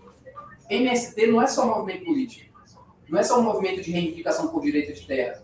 MST é um estado de espírito. É um estado de espírito. É uma loucura. Essa onda de a gente acreditar que 10, 20, 30, 40... Meu pai tem 16 hectares lá na Bahia. E eu estou há anos plantando na terra dos outros. Plantei milhares de árvores aqui no estado do Mato Grosso do Sul. Não é nem meu estado. Aqui não é nem minha terra natal. Eu plantei milhares de árvores aqui. Só que eu devo ter plantado mais de 20 mil árvores aqui nesse estado. Desculpa, Só um pouquinho. De onde você é mesmo? Sou de Itaberabu, Bahia. Bahia. No Nordeste eu conheço Seridó, conheço bastante coisa, assim, não a fundo, por passagem. Mas eu acredito que lá o MST deve funcionar melhor. Não vou dizer que deva funcionar melhor, que eu vou estar sendo muito ignorante se eu estar falando dessa forma. Mas não tiro a qualidade, de certa forma, do MST. Mas você não poderia pensar também, não vou dizer que você poderia pensar, mas você não acha que funcionaria também 100 pessoas assentadas, que é terra, tem uma propriedade para vender. O governo ou o Estado, não sei o que seria, que entraria nessa parte, como eu falei, eu não sou muito aprofundado nessa parte. Por que não monta uma cooperativa, libera o financiamento daquelas pessoas que querem a terra, compra a propriedade para ela? Isso já acontece, mas não é MST. Isso acontece em ecovilas.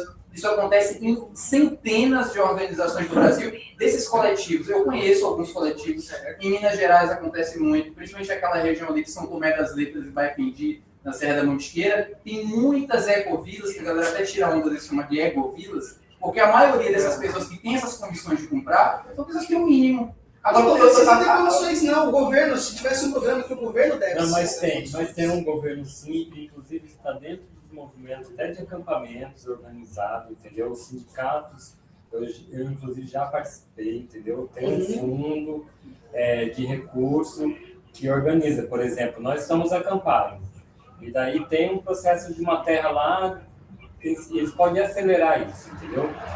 A gente encontrou uma terra, uma fazenda que a gente quer comprar, né? A gente que entrou em comunidade. Vamos comprar lá 100 hectares, vai ficar 10 para cada um de nós, entendeu? E daí eles vão financiar isso, vão dar uma carência e tal. Então, o que eu estou entendendo aqui da conversa é que a gente está falando do mesmo ponto de vista. E eu acho que você trouxe uma questão muito importante, o Thiago também, que é uma questão seguinte, essa própria... se lidar com a terra, entendeu? Essa questão do mercado, tudo, ele é muito importante ser discutido, entendeu?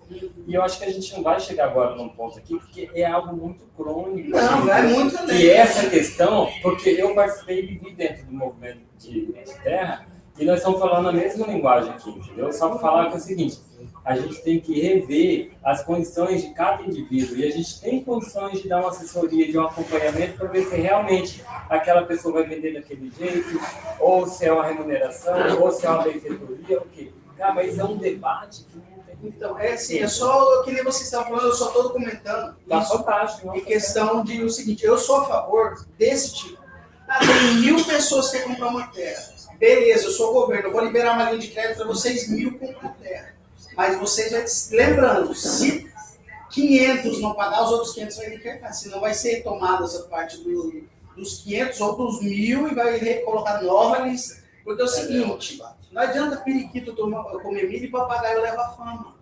É porque não precisa você comprar terra no Brasil, quando o Brasil ele vem de um processo muito antigo, desde o período da colonização, de branqueamento da população. O que aconteceu no Brasil, na terra? O Brasil ele precisava ser ocupado, o que é chamado de colonização. Ele precisava que pessoas viessem para cá. Após a libertação dos escravos, em 1888, da abolição da escravatura, o que aconteceu? Você sabe da história, você sabe que a galera foi colocada para fora das fazendas e eles ficaram literalmente sem eira nem beira. Só para concluir o raciocínio. Milhares e milhares e centenas de milhares de hectares de terra foram distribuídos assim. Você já deve ter ouvido falar de uma coisa chamada capitania hereditária. Sim. E você já deve ter ouvido falar de uma coisa chamada imigração. Veio muita gente para cá, para o Brasil, e existia um plano escrito de branqueamento da população, que era o seguinte: índio não pode ter terra, certo? Então, demarcação indígena, esse termo nem existia, demarcação de terra indígena, e a questão do escravo, o descendente de escravo ter terra, isso é um absurdo, mais absurdo ainda. Ele que não lute, não, que não rala e vai se lascar para ter um pedaço de terra, não. O negócio de dar terra para alguém, vamos dar terra para italiano, para alemão. Hoje, esse ponto. Imagine hoje a gente pensar assim: o cara já está lá com a terra. Eu tenho centenas de pessoas. Aí essas pessoas, mais uma vez, esses miseráveis, não estou falando da gente, não. Não sei se você conhece gente miserável. Eu conheço muita. Eu vim de uma cidade feia, cidade bem diferente daqui. Isso aqui é um luxo. Quem nasce em qualquer lugar do Mato Grosso do Sul está no luxo, está no paraíso. Isso aqui é um paraíso. Eu nasci na Caatinga. Caatinga é morte. É sobrevivência mesmo. Só fica lá quem ama. Imagine esses miseráveis, eles que já vêm hereditariamente.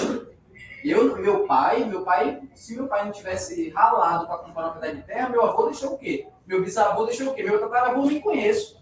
Agora, o tanto de gente aqui nesse estado que herdou do bisavô, do tataravô, não sei quem, e quando vai ver lá atrás, o cara ganhou no início. Ganhou. Os desbravadores, né? Aquela galera que chegava desbravando. Não, então o termo desbravador é exatamente isso. Desbravar é tirar braveza. Então, o termo desbravar era aqueles índios bravos, os caras iam lá, geralmente os bandeirantes, ou seus encarregados, matavam e desbravavam o ambiente. Aí ficou esse termo, desbravar. Então, o pioneiro, né, vai lá na frente. E aí virava terra devolvida. E aí virava terra devolvida, e aí eles grilavam. Esse processo, que eu acho que a gente está na mesma linha, a gente entende o seguinte: hoje é uma questão de uma reestruturação, é rever a nossa forma de entender terra. A gente está em uma dívida, a gente tem que cobrar essa dívida, Tiago, a gente tem que cobrar essa dívida, sabe por quê? Porque roubaram a terra do meu bisavô, roubaram do meu tataravô, e do meu pai, e do meu avô também, e do meu pai também, e minha, estão roubando minha terra. Só que aí não é essa, eu não quero pra mim, não é minha. Eu vou morrer daqui a pouco, cara. Minha vida é nada, minha vida é 80 anos, sei lá se eu vou ver isso tudo, sei lá, no máximo, estouradíssimo, 90 anos. E aí? E olha lá. E olha lá, e aí? Tipo assim, ter um pedaço de terra vai fazer qual a diferença? Agora, pra mim, plantar uma jaca faz diferença. Se eu plantar 100 pés de jaca, a jaca vai viver 300 anos. Aí faz diferença. Eu sou o seguinte, não adianta a gente ficar, ele está meio que quase virando debate, não é esse o intuito, acredito aqui. Mas é o seguinte, tem um ditado que eu escutei, não lembro agora aonde, mas que eu sou completamente adepto a ela. Não adianta, são 3 coisas que você não pode questionar. A pedra lançada, a oportunidade perdida e a palavra dita. Pedra lançada, uma vez que você lançou, ela jamais vai voltar para o mesmo lugar. O que aconteceu no passado, a gente está reivindicando, mas não vai. O que vai mudar no passado, que os desbravadores você jogar agora aqui, não vai mudar em nada. Não adianta, a gente não vai conseguir mudar essa questão. A palavra dita, uma vez que você for, você pode até pedir desculpa para a pessoa, mas ela já foi dita. E a oportunidade perdida. Mas você acha que um cara que herdou 50 mil hectares em 1800, o tataraneto dele tem direito a esses 50 mil hectares hoje? Se a pessoa produz na propriedade, se a pessoa está fazendo com que... A gente já não está mais falando da mesma coisa. Não, então, eu sou a favor sim, por quê? Eu não sou a favor do seguinte, eu sei o tanto que meu pai ralou para comprar um pedaço de terra e não foi pouco. Ele tinha uma farmácia, ficava 24 horas dentro daquela farmácia, dormia, então a gente não está falando do seu pai. Tem 2 questões aqui, que eu estou entendendo. Você está trazendo uma questão que é muito importante. Aqueles, inclusive, que têm condições de adquirir e de manter, vamos lá, vai e faz esse processo. Mas só que também tem um outro lado muito importante, que tem gente que o Thiago está trazendo, é que realmente não tem condições nem psicológicas. Aí o que faz para eles? Fala assim, se vira, você assim, tipo, de pensar e de ter, e essas pessoas teve o êxito urbano, entendeu? Historicamente, no Brasil todo. Então eles foram lançados para a cidade. Daí, agora, eles estão na cidade. Mas eles têm lá na memória deles, entendeu? Que eles não precisam retornar para a Terra, porque nós somos seres da Terra, da natureza. Exatamente. Então, são essas 2 frentes, entendeu? Que eu estou entendendo. E é muito importante. Esse movimento que você está trazendo é importantíssimo. Aqueles que têm condições, que se organizem, tem um banco da terra, que você passa por um processo burocrático muito massa. Eu queria, assim, fazer uma pergunta... dentro do livro, se esse debate aqui, como é que você está enxergando tudo isso daí? Olha só, tem uma questão aqui, eu acho que ele tem que perguntar para o Leonardo, porque a questão é muito complexa e tem uma coisa clara, se você olha o Brasil de cima, o Brasil é ridículo. Exato. O Brasil é atrasado. Compara o Brasil com a Itália. A Itália tem a lei do minifúndio. Isso não foi construído pelos olhos azuis dos ricos italianos. Além da Europa, da própria Malásia também, uma pessoa que tem 50 hectares de terra é uma latifundiária. Na minha opinião, eu passo a bola para o Leonardo, na minha opinião, é imoral. É imoral. E eu falo isso assim, meu avô, eu tenho um avô que era fazendeiro e outro avô que era quilombola. A parte da minha família que tem do avô quilombola tem várias histórias para negar essa história do meu avô quilombola. Nomes foram mudados, pessoas que são negras não são negras, de repente são morenas. É bem o branqueamento brasileiro. E eu vi isso acontecer. O meu avô ficou famoso por não aceitar isso. Os chamados bugreiros, né? O pessoal contratava o bugreiro e falava, limpa esse terreno para mim. Eram quilômetros e quilômetros, hectares e hectares, iam lá e iam espantando a população que estava lá. E se alguém resistisse, era na bala mesmo.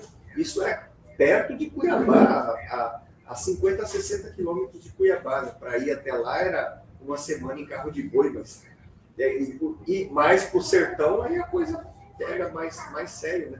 No livro, eu acho que tem 2 capítulos, né, Léo? Que trabalham meio que indiretamente a questão. A gente estava falando agora, antes, que a gente precisa movimentar isso, porque tem muita coisa que precisa ser posta no papel. Você olha o estado de Mato Grosso do Sul de cima, o que tem de verde é área indígena. O que tem de verde é área indígena, o resto está tudo desmatado. E as fazendas, tem fazenda que tem um tamanho, assim, tem fazenda maior que a Suíça, no Mato Grosso do Sul. Isso é imoral. Ah, mas ele comprou. Não, ele não comprou. Ele comprou trabalhando. Me mostra o trabalho. Porque não comprou trabalhando. Silvio Santos construiu um império trabalhando. Não construiu um império trabalhando. Ele construiu um império comprando político com dinheiro que não era dele. Né? E como que você prova isso? Meu Deus, tem documentos. Né? E a gente tem que trabalhar com documentos. Né? O que é certo, né? O que é errado. Agora, um país, o sociólogo Gessé de Souza, né, para chamar um cara equilibrado, não é um doido varrido, mas, então, olha, o Brasil ainda não aboliu a escravidão. A Tatiana não está emancipado ainda. Não resolveu. A Tatiana tinha levantado.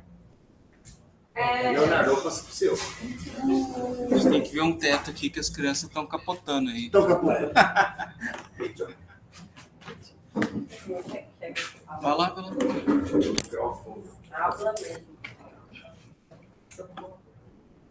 Boa noite, eu me chamo Tatiana, eu também sou orientadora do professor Josemar. E eu lamento que o mestrado dure só 2 anos, porque eu tenho muita coisa para aprender. E está sendo muito bom estar aqui. Bom, eu trabalho com favelas e tudo isso que a gente está trabalhando passa por favelas também, né? A gente está falando do êxodo urbano e as favelas são majoritariamente formadas por pessoas negras, né? E o Thiago estava falando de insegurança alimentar e soberania alimentar. E a gente enfrenta esse problema da insegurança alimentar. E o professor Josemar também estava falando aqui das nossas redes e tal, então queria agradecer a Fernanda por estar recebendo aqui a gente. Já estive lá na casa do Wagner e da Miriam, em Miranda. No núcleo. Isso. Tem o Léo também, que já faz parte da minha rede de outras histórias. E aí, assim, eu fiquei pensando em tudo que o Thiago falou, que o Wagner falou, que a Miriam falou, e pensando nas utopias, pensar na possibilidade de como a gente levar essa questão da soberania alimentar para as favelas. Já que a gente está falando da floresta, permacultura, hoje a gente ainda trabalha com a insegurança. A gente ainda leva o básico do que é produzido pelas indústrias. Mas seria muito bom se a gente pudesse levar a soberania alimentar. Eu lembro que a última vez que eu fui para a Fidauana, porque meu marido trabalha lá, eu comprei farinha de jatobá. E aí eu assisti a aula do professor Josemar de Ecofilosofia tomando vitamina de banana com farinha de jatobá. E fiquei muito interessada na farinha de bacuri. De bacuri. Nós temos aqui, tá? A gente tem um mercado portátil. Vamos embordar. Quero levar a farinha de bacuri, tem uma amiga que está fazendo a panificação. Que delícia. Onde são as comunidades que trabalham? Em Campo Grande, aqui na capital. Não sei se você já passou por lá, se você vai passar. Eu também passei. Já passou. Bom, mas enfim, fiquei pensando nessa possibilidade de como levar isso. Essa linha do Wagner de agroextrativismo, eu acho que para o meio, desculpa, eu começar dando uma orientação, porque, como eu estava falando antes, logo no começo, o pessoal na frente, que a minha grande paixão é a questão da arborização urbana. Eu acredito muito, eu não sou fugitivo de cidade, não acho que a solução é esse êxodo urbano de sair da cidade para ir para o campo. Eu acho que isso é insustentável. Acho que é um processo gradativo, muito delicado, que requer muita orientação, direcionamento de pessoas que realmente já estão estudando, como dentro do universo acadêmico já existem várias pesquisas e estudos de como conduzir essas pessoas urbanoides, digamos, essas pessoas que estão doentes no meio urbano, para um meio que precisa desse tipo de atenção, para não poluir o rio, para não fazer um sistema de saneamento que não seja ecológico, para não sair coletando qualquer tipo de plantinha no meio da vegetação, às vezes pegando uma orquídea que acha bonitinha e acabando de criar um processo de extinção ali com algumas espécies que tem mais endêmicas. Mas dentro do meio urbano a gente tem uma série de facilidades, que é essa questão de ter muitas coisas próximas. Eu tenho uma loja de embalagens que eu consigo comprar várias embalagens para guardar essas sementes que eu coleto em recipientes adequados. Eu consigo fazer o beneficiamento de várias plantas, inclusive não convencionais, porque eu consigo encontrar no meio urbano, principalmente de Campo Grande, que é o lugar que eu sou mais apaixonado de arborização urbana.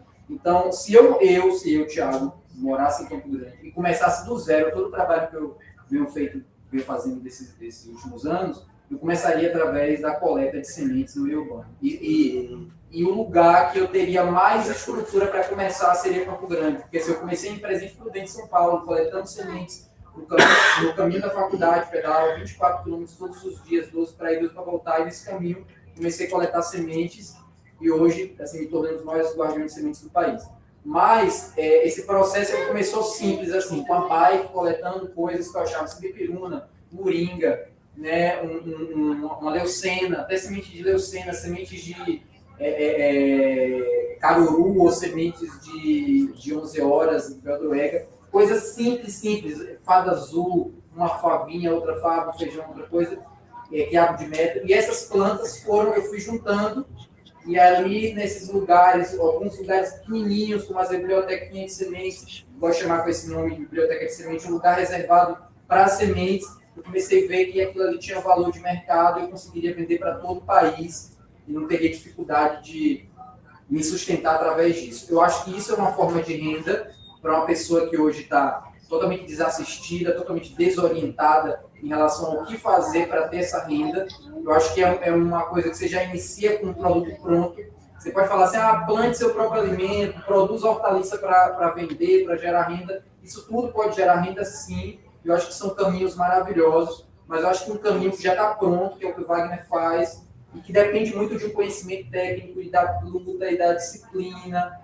Uma das coisas que mais tem disciplina de ir lá coletar, beneficiar, criar o produto, criar a embalagem. A gente tem Canva na mão hoje, a gente tem CapCut, a gente tem aplicativos de edição gráfica, a gente tem Facebook, Instagram, a gente tem WhatsApp, Twitter, tudo isso a gente dá para trabalhar de forma organizada, sistemática, padronizada, mesmo dentro de um universo mais marginalizado. Mesmo a galera nas margens consegue ter acesso a um YouTube que vai ensinar a fazer uma boa embalagem, uma boa propaganda do seu produto.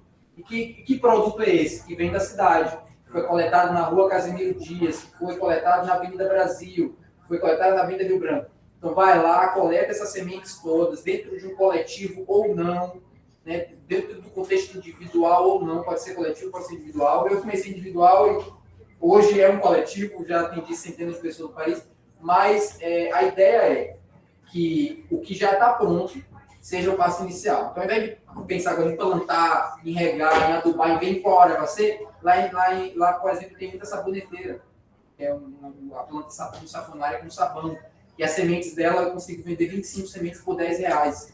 Então, uma planta produz mais de R$5.000.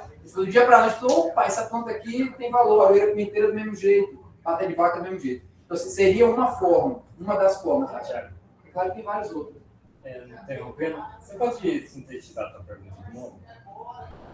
Eu fiquei imaginando, na verdade, como levar essa questão da soberania alimentar para as favelas. Entendi.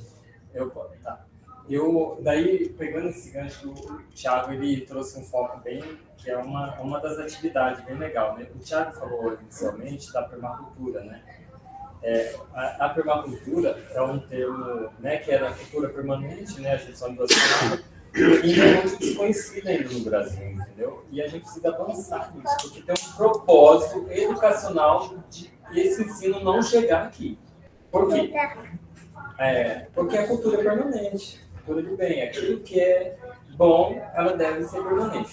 Então, a permacultura, inclusive, tem um método prático de ensino para se aplicar no planejamento na vida do indivíduo ou também em ambientes coletivos. O Estado poderia estar se apropriando dessas ferramentas, entendeu? De organização, entendeu? De uma mecanicidade inteligentíssima, entendeu? Então, essa parte, por exemplo, que o Thiago está falando da semente, é uma atividade, por exemplo, dentro das pétalas da boloqueira, da permacultura, ela está dentro de uma pétala. A gente poderia colocar dentro da pétala, por exemplo, do manejo do solo e da natureza. No próprio princípio de observar e interagir, você observa que no meio, ao invés de criar uma coisa nova, já interage com o que você observa. Sabe? Então, o que precisa? Assim, que eu chegaria com coisas pontuais, assim, dentro, por exemplo, da favela, mas eu chegaria, por exemplo, com a permacultura. Porque eu costumo falar, professor, que a permacultura é uma aceleração da compreensão do indivíduo, da responsabilidade dele, enquanto ser humano na Terra. Você entendeu? Porque ele tem uma visão macro, entendeu? E micro também dessa responsabilidade enquanto cidadão individual. Ela dá uma aceleração. E um curso de permacultura, por exemplo, em 12 dias. Então, aquilo que um conhecimento desse, com essa magnitude, não chega até nós, a gente tem que estar bem esperto, porque o sistema está bem querendo que não chegue mesmo. Para você ter ideia, dentro do movimento, esse tipo as pessoas que a gente consegue ter um acompanhamento mais tempo é uma pessoa que, de alguma forma, passou pela introdução à permacultura ou PDC, entendeu? E que hoje a gente continua fazendo, é a nossa rede. A gente consegue na prática mesmo. A gente conhece, que a gente está se encontrando, porque eu conheço a Adriana Galbiati, meu primeiro PDC. ele chegou aqui, nunca tinha visto, falando de pessoas que eu já conhecia, a gente se conhecia. Então, esse seria um método, talvez, macro, grande, e investimento mínimo, conhecimento avançadíssimo, porque a permacultura ela traz a ciência moderna junto com o conhecimento ancestral. E os dois têm que estar juntos, de lado a lado, porque senão as coisas não acontecem. É como, você sabe, um avião passa o seu nariz. Então, acho que se abordar nesse tema aí, e essa questão que o Thiago trouxe, as favelas é o nosso maior mecanismo, porque qual que é o grande objetivo das indústrias? De colocar mais pessoas no menor metro quadrado. Fazendo o quê? Especulação. A mesma coisa. E a favela já tem tudo isso. E tem um processo criativo. A permacultura traz a ideia de que a criatividade é o limite. Então lá já tem as pessoas para fazer, estão sedentas. Entendeu? Só falta estruturar isso em investimento. E o investimento é mínimo. Você vai coletar semente no seu jardim, mas tem que abrir essa visão. É uma questão paradigmática também, porque é aquela coisa, por um momento a gente fala, beleza, então o problema não é o ser humano, mas a ausência dele nas monoculturas. Mas, de certa forma, os problemas dentro de uma comunidade mais marginalizada, no caso, né, de um conjunto habitacional, de uma favela em si, são problemas naturalizados. Eles são naturalizados porque as soluções para aqueles problemas acabam não aparecendo muitas vezes porque esse problema se tornou algo natural. Então, o Estado precisa fazer, o Estado precisa intervir. Então, aí fica essa luta de reivindicação e que deve existir sempre a proclamação dos nossos direitos, reivindicar pelos nossos direitos. Mas dentro do contexto permacultural, tudo é design. Tudo é design, tudo é sustentável. A permacultura é uma área que surgiu, é uma ciência, não sei se você conhece, não, então, surgiu na Austrália com a ideia de que ela solucionasse de ponta a ponta dos problemas que tanto o Bill Mollison quanto o David Hamilton tinham naquele momento, e de pensar em algo que fosse acessível para qualquer pessoa em qualquer lugar do planeta. Então, a permacultura ela é viável na África, ela é viável na Índia, ela é viável na Ásia, é viável principalmente aqui no Brasil. E eu acredito que os indígenas brasileiros, sul-americanos quase que em geral, né, mais brasileiros falando especificamente, eram mais permaculturais do que os maias, do que os incas, construíram grandes estruturas e grandes pedras sobre pedras e depois desapareceram, enquanto nós não desaparecemos, entre aspas, mesmo resistindo esse tempo todo, e nós não construímos grandes edificações assim, mas tínhamos um sistema muito mais ecológico de mobilização, né, de mudança de um lugar para o outro, de envolvimento com as estações do ano, com a época de produção de uma determinada fruta em uma região específica, uma ocupação de um lugar mais alto no inverno ou de um lugar mais baixo no verão. Então, tendo essa conexão com um meio diferente. A permacultura, ela traz, no caso, principalmente para as comunidades, uma forma de resolver esses problemas. Primeiro, identificando eles, primeiro, deixando evidente que são problemas em relação à questão, principalmente de saneamento ecológico, que é uma área que a Adriana Balbiati, hoje no Brasil, é o maior especialista em saneamento ecológico do país. E eu nunca tinha pensado sobre isso na minha vida antes de fazer o PDC. Por isso que eu falo de naturalizar o problema. Eu me incomodo em fazer o que eu fiz ali agora, em urinar e jogar água potável fora. Isso, minha consciência dói quando eu faço isso. Eu tô lá na chácara, na pousada Canto do Bambu, e eu toda hora estou indo em algum lugar, ali no lago, tal. Eu não vou ficar concentrando também a ureia em um lugar só porque eu posso matar uma planta desse jeito. Mas você vai num lugar, vai no outro, tal. É uma forma de você sentir que, poxa, olha, além de não estar desperdiçando água, eu estou também contribuindo ou com alguma planta ou com o próprio meio em si. Isso deixa a gente com a consciência mais tranquila. A permacultura, ela vem para primeiro evidenciar esses problemas. Então, você chega numa... E isso entra até a questão paulo-freireana, porque Paulo Freire não fala da gente criar um modelo, um pacote, uma fórmula, um método, e chegar lá, como eu falo muito de arborização urbana, aqui na sua porta pode ter cúrcuma, pode ter gengibre, pode ter acerola, pitanga, então a prefeitura agora vai pagar as mudas, e eu vou vir aqui, vou cavar um buraco na sua porta e vou plantar. Isso não tem nada de paulo-freireanismo. Paulo-freireanismo é fazer um mapeamento dessa rua, conversar com pessoa por pessoa, tentar conectar com as lembranças afetivas que essa pessoa tem com as plantas da sua infância, com as plantas que ela usa no seu cotidiano, que ela mais precisa, as plantas medicinais que ela tem mais costume, e através disso trazer essa conexão para a atualidade, para o agora, né? de não empurrar essas pessoas da comunidade, entendendo que muitas vezes a gente tem a permacultura é perfeita, é maravilhosa, mas ela não vai solucionar todos os problemas dessas pessoas. Não, a agrofloresta também não.